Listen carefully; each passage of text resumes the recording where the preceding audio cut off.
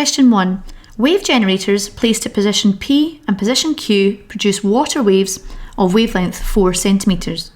Each generator operating alone produces a wave oscillating with amplitude A at position R. Distances PR and QR are shown in the diagram below. Both wave generators now operate together in phase. What is the amplitude of the oscillation of the resulting wave at R? So P produces a wave here. It's got amplitude A and it has wavelength of 4 centimeters. Q produces exactly the same wave. It's in phase of amplitude A and it has a wavelength of 4 centimeters. This path P to R consists of 5 whole waves.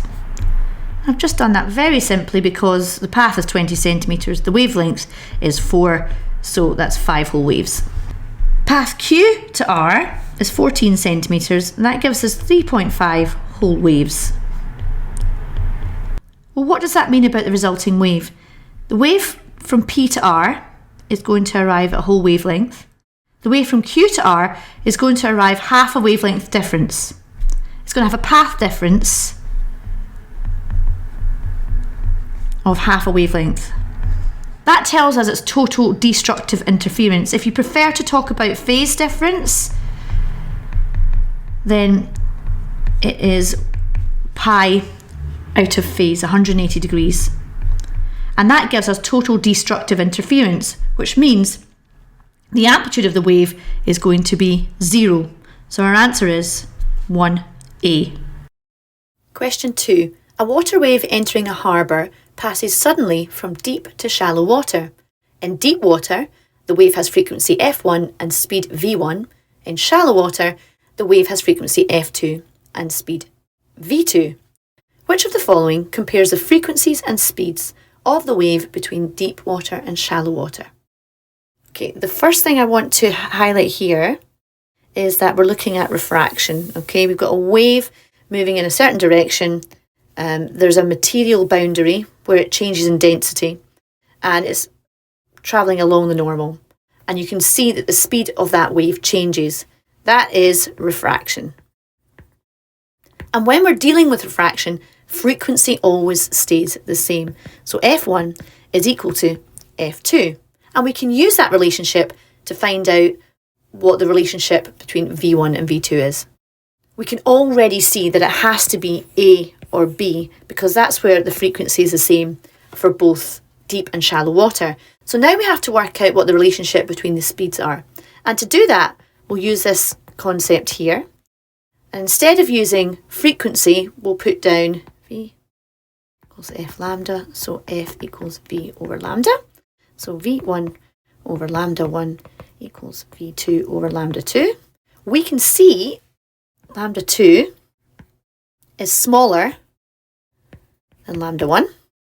So lambda 2 is smaller than lambda 1, which means to keep F1 equal to F2, then V2 must be smaller than V1.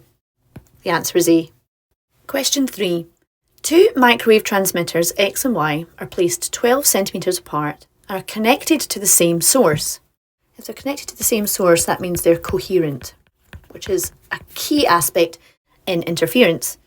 A single receiver is placed 54 centimetres away and moves along a line AB that is parallel to the line joining X and Y.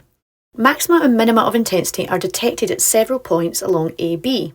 1.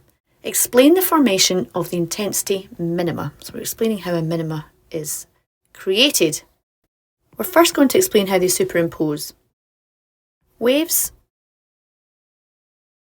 from X and Y superimpose along the line A and B.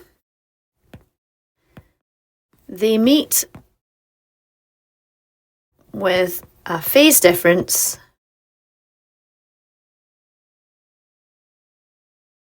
of pi. Or you could say, if you'd rather discuss path difference, a path difference of half a wavelength. And of course, what we're referring to is what we talked about in the previous question, is meeting at the complete half wavelength of the wave and causing complete destructive interference, which is that.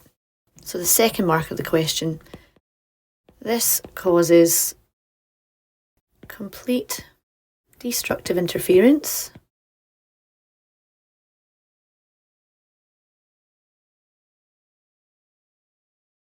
and minimum intensity. 2. The distance between the central maxima and the first minimum is 7.2 centimetres. Calculate the wavelength of the microwave. We want to use this equation here. Small d is the distance between maxima, and in this case you want to put down 7.2 centimetres, but please remember what we have is our A to B screen there. We have our central maximum, and then we have these maximum going out to the side. The distance explained in this question is the distance between the central maximum and the first minimum. Here is 7.2 centimetres, but small d in this equation is actually the distance between the two maxima. So the distance between two maxima is 2 times 7.2. S is the distance between the slits, and we were told that that is 12 centimetres. D is the distance between the slits and the screen, which is 54 centimetres. So lambda is equal to 12 times 2 times 7.2 divided by 54, and it's all in centimetres, so that's fine, which gives us a value of 3.2 centimetres. Now, does that value seem reasonable for the wavelength of microwaves? We want to conduct a reasonableness check. And what that means is you have a look at it and say, does that sound all right? Yeah, well, of course, microwaves do have a wavelength within the centimetres, so that seems fine to me. Question 4. A light ray passes from air to water as shown. Before I even look at the rest of the question, I'm just going to draw the normal in. I'm going to draw that, and of course, because it's moving into a more dense material, we know it's going to bend towards the normal. So that's our original instant angle, and that's our refracted angle there. What are the changes in wavelength of the light and the change in the angle the ray makes with the normal? Well, we can see already that the angle decreases, so it has to be B or D. And the wavelength, we saw from question 2, will decrease, so our answer is D. Question 4D. Question 5. 2 pulses are travelling towards each other. What is a possible pulse shape when the pulses overlap? So when we have this small shape overlapping with the other small shape, then the amplitudes add, don't they? So I'm suggesting the answer is A. Question 6. When a sound wave travels from a region of hot air to a region of cold air, it refracts as shown.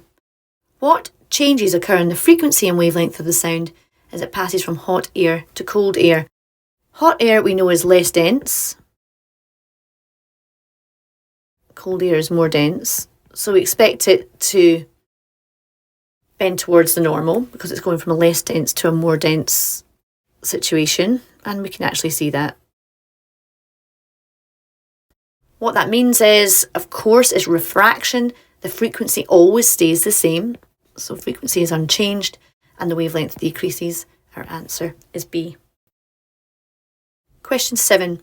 A student investigates how light can be used to measure the speed of a toy train. We've got laser light going through a double slit. We know that laser light is coherent, so that's going to be important when we think about interference. The distance between the slits we can see is 1.5 millimetres, which is 10 to the minus 3 metres. And we can see that the distance between the slits and the screen is 5 metres. So we've got a bit of information there. And what happens is the toy train moves along this screen, and we will expect it to experience a series of maximum and minimum intensity on this light sensor here. Light from a laser is instant on a double slit. The light from the slits is detected by a light sensor attached to the train.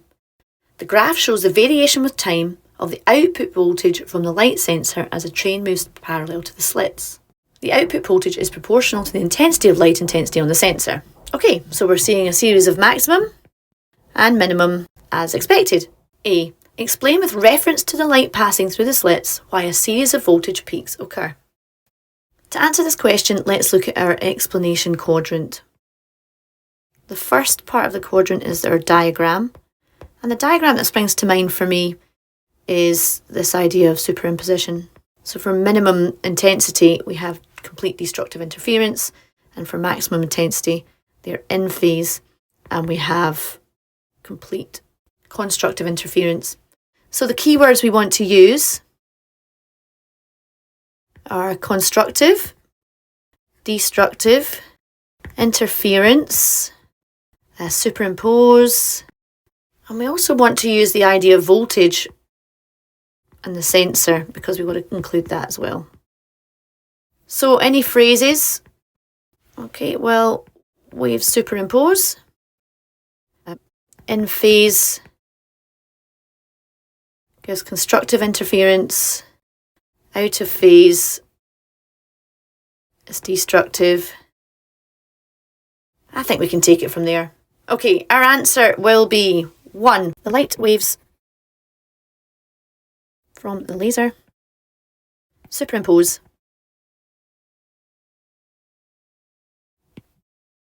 after passing through the double slit. The second point will be explaining when the waves meet either in phase or out of phase, it causes maximum or minimum intensity. If the waves meet in phase, and we'll put 0 or 2 pi, then constructive interference takes place, which is maximum intensity. If the waves meet out of phase, and that is at pi, it's minimum intensity. And finally, we have to link it back to this idea of the light sensor. The output voltage for the light sensor is proportional to the light intensity.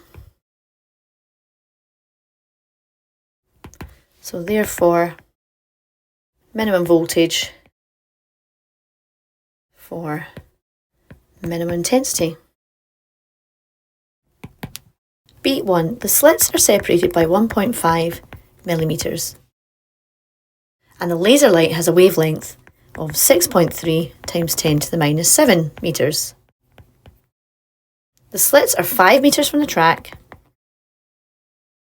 Calculate the separation between two adjacent positions of the train when the output voltage is at a maximum. So we want to find out what this value is. Let's use lambda equals SD over D, and we're going to rearrange for D. So D is equal to lambda D over S.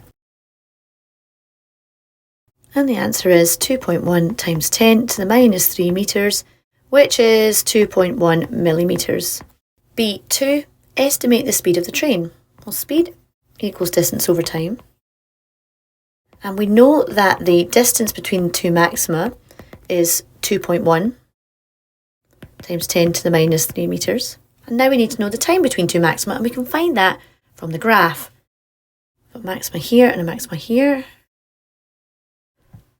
That's a really wonky line that I've drawn, but I'm going to say that the time between the two maxima is 25 milliseconds. And that gives us a value of 8.4 times 10 to the minus 2 meters per second.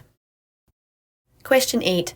In a double slit experiment, a source of monochromatic red light is incident on slits S1 and S2, separated by a distance d. A screen is located at distance x from the slits. A pattern with fringe spacing y is observed on the screen. So we're taking this equation here, which is given in the data booklet, and we're giving it all different quantities, which is annoying. So S becomes small d, lambda stays the same, big D is equal to x, and small d is equal to y, I think. A pattern with fringe spacing y is observed. So that's where we are with that, right? Three changes are possible for this arrangement. Increase X, increase D, and using green monochromatic light instead of red. Which changes will cause a decrease in the fringe spacing? So let's rearrange this equation for Y, which is the fringe spacing. So lambda X over D. And if we take each 1, 2 and 3 in turn, so what happens if we increase X? Well, that means that we increase Y. That doesn't cause a decrease in fringe spacing, that causes an increase in fringe spacing. So number 1 is not correct. Let's look at the effect of number 2. Increasing D, if we increase D, then Y decreases. So that does have an effect. And finally, number 3 is using green monochromatic light instead of red. Well, the wavelength of green light is less than the wavelength of red light, so which means that decreases, so Y decreases. So 3 also has the effect of decreasing the fringe spacing. That means we're looking for an answer 2 and 3, so the answer is C. Question 9. X and Y are two coherent sources of waves. Coherent, again, is important when we're talking about interference. The phase difference between X and Y is 0. The intensity at P, due to X and Y separately, is I. The wavelength of each wave is 0.2 meters. What is the resultant intensity at P? So first of all, we have to think about path difference.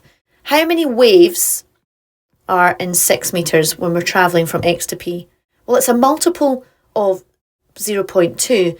So this wave from X to P is going to meet, let's see what the path difference here. Again, this is a multiple of 0.2. So they're going to meet in phase, which means constructive interference will take place. That means that the amplitude of the wave is 2A. Now we know that the amplitude at P is 2A, but that's not what the question's asking us. It's asking us for intensity. It seems like the examiners expect you to know this relationship. It's not explicitly in the syllabus, but there are questions about it. The relationship is that the intensity of a wave is proportional to the amplitude squared. So if you have 2 times the amplitude and we square it, then that means that resulting intensity is 4 times the initial intensity. So the answer here is D, and it's based upon you understanding the idea of constructive interference, which is the whole point of C3, but it's also based on the understanding that you remember this relationship here. Now, I may be wrong, but it does not hurt for you to put that in your memory bank and shove it in your notes, because I think that's going to be really important when we're looking at difficult questions. Question 10. Light is incident at the boundary between air and diamond. The speed of light in diamond is less than the speed of light in air. So diamond is more dense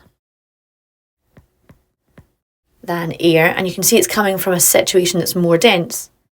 The angle of instance I, so this angle here, is greater than the critical angle. Okay, well that tells us total internal reflection is going to take place. Which diagram is correct for this situation? Well, A has got total internal reflection. B has got some reflection, but it's not total internal reflection because some is refracting out, so it's not B. C has got it completely going the wrong way. And D has got the wave coming from the wrong direction as well.